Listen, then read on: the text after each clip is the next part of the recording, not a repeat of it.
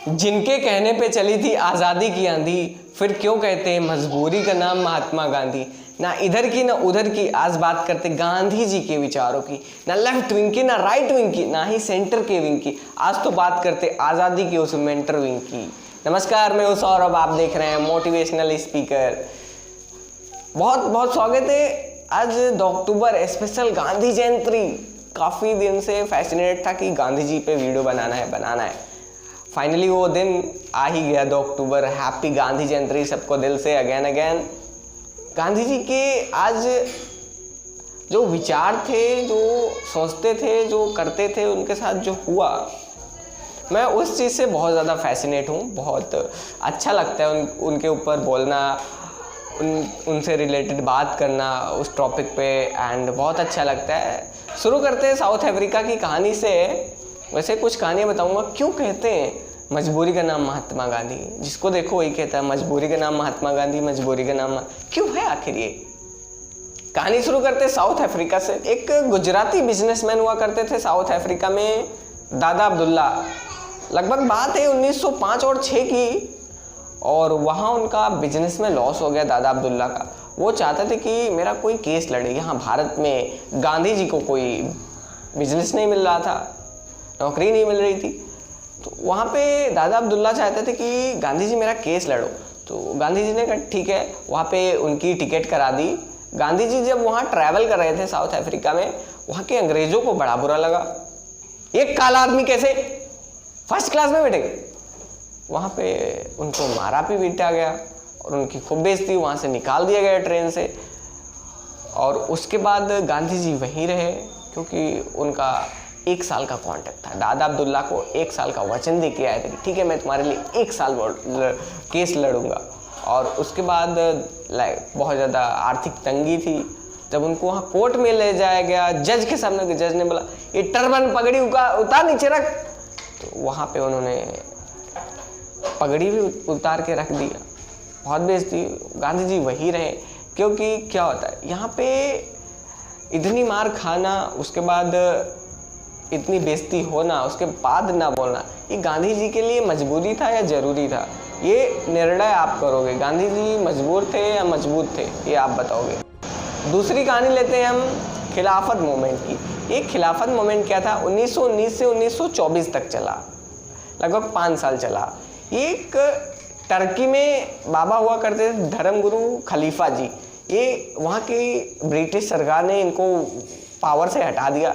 वहाँ के मुसलमान सब एक हो गए, वहाँ पे खिलाफत मूवमेंट चालू किया। वैसे गांधी जी ने सोचा कि मैं कम्युनल नहीं हूँ, हमको इससे मतलब नहीं है। अगर मैं आज मुसलमानों का दिल जीत लिया तो आगे चल के देश में मेरी मदद करेंगे। वहाँ पे गांधी जी ने बड़ा बढ़ चढ़ के खिलाफत मूवमेंट में हिस्सा लिया। और उसके बाद यहाँ पे 1500 हिंदुओं को मुसलमानों के द्वारा मार दिया गया। यहाँ पे गांधी जी कुछ नहीं बोले और 2000 हिंदुओं को जबरदस्ती धर्म परिवर्तन हुआ। यहाँ पे गांधी जी का ना बोलना, ये गांधी जी के लिए मजबूरी था या जरूरी था? तीसरी कहानी लेते हैं नॉन कोऑपरेशन मूवमेंट की। ये नॉन कोऑपरेशन मूवमेंट क्या था? बड़ा था। असहयोग आंदोलन चालू किया। ये गांधी जी ने कहा क्यों भाई, ये अंग्रेज आए थे, क्यों आए? पावर लेने आए थे, पैसा कमाने आए थे। ये जहाँ से कमाते हैं सब बंद कर दो। कोई नहीं, कोई स्कूल नहीं, कोई कॉलेज नहीं, कोई कपड़ा अपना नहीं, वर्कर स्ट्राइक पर मत जाओ। जो भी कॉलेज थे, वहाँ के जो स्टूडेंट्स थे, लीडर थे, वहाँ पे अपने अपने विद्यापीठ बनाना चालू कर दिए। गुजरात विद्यापीठ, तिलक महाराष्ट्र विद्यापीठ, काशी बंगाल नेशनल यूनिवर्सिटी, जामिया मिलिया इस्लामिया, जो मोतीलाल नेहरू, सरदार पटेल, ये सब लॉयर हुआ करते थे, बड़े लॉयर थे, ये सब कोर्ट में जाना छोड़ दिया।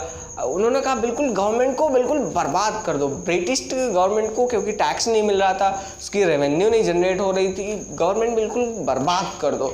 वहाँ पे चौरी चौरा में एक लगभग 1921 की बात रही होगी, चौरी चौरा में बहुत ज़्यादा डिस्टर्ब हो गए थे लोग। वहाँ पे थाने में जो पुलिस वाले थे वो बड़ा परेशान कर रहे थे, तो वहाँ के लोग थाने में आग लगा दी। वहाँ पे 12 पुलिस वाले मारे गए।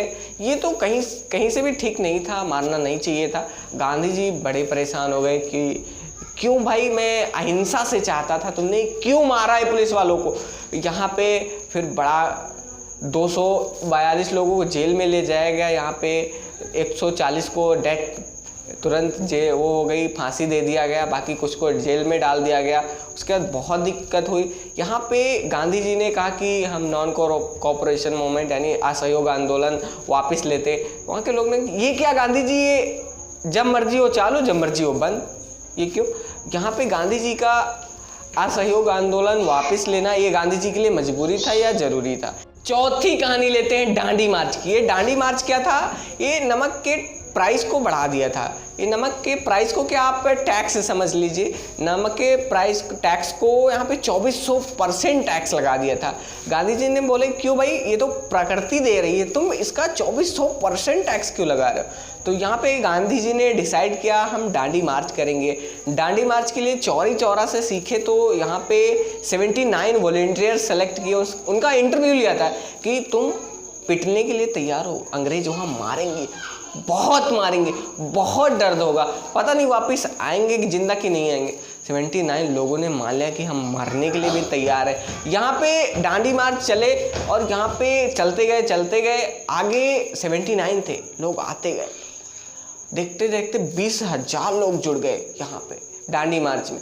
यहाँ पे क्या हुआ कि खुद भी पिटे और दूसरों को पिटवाते रहे, खुद भी पिटते रहे, पिटवाते रहे। इसके बाद यहाँ पे क्या हुआ, 20,000 लोग जुड़े। क्या हुआ कि आंदोलन को मजबूती मिली, सहयोग मिला। ये डांडी मार्च था। यहाँ पे नमक के प्राइस को ख़त्म कर दिया गया, फिर नमक का प्राइस हट गया और उसके बाद नमक अपना खुद गांधी जी बना लिए। यहाँ पे अगर आप से पूछे, अगर आपके पीछे 20,000 लोग लगे हैं, उसके बाद भी आप मार खाने के लिए तैयार हो, ये गांधी जी के लिए मजबूरी था या ज़रूरी था? मतलब बहुत अच्छे गुण थे। अगर आपके पीछे बोले 1 लाख आदमी पीछे आपकी तरफ है, उसके बाद भी आप पिटने के लिए तैयार हो, मतलब गांधी जी के अंदर बहुत अच्छे गुण थे। सत्य और अहिंसा के थे वो पुजारी, जिन्होंने कभी नहीं अपनी हिम्मत हारी, सांस दी हमें आज़ादी की, जन जन है उनका आभारी। ये थे महात्मा गांधी जी।